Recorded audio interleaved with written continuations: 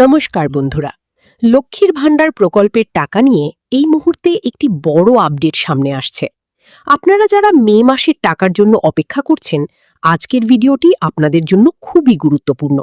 মে মাসের টাকা কি আদৌ পাওয়া যাবে, নাকি টাকা পেতে আরও দেরি হবে?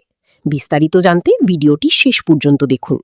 বন্ধুরা, আপনারা জানেন যে প্রতি মাসে লক্ষ্মীর ভাণ্ডারের টাকা নির্দিষ্ট সময়ে ব্যাংক অ্যাকাউন্টে চলে আসে। তবে মে মাসের টাকা নিয়ে অনেকের মনেই প্রশ্ন ছিল।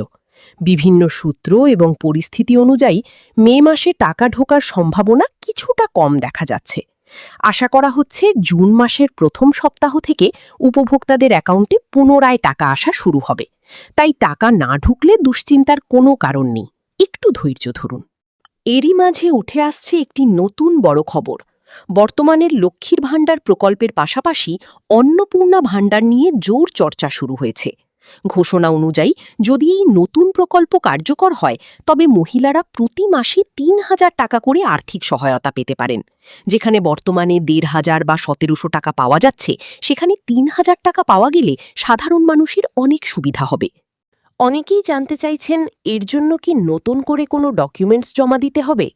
বর্তমান তথ্য অনুযায়ী যারা অলরেডি লক্ষ্মীর ভাণ্ডারের সুবিধা পাচ্ছেন, তাদের আলাদা করে নতুন নথিপত্র জমা দেওয়ার প্রয়োজন হওয়ার কথা নয়।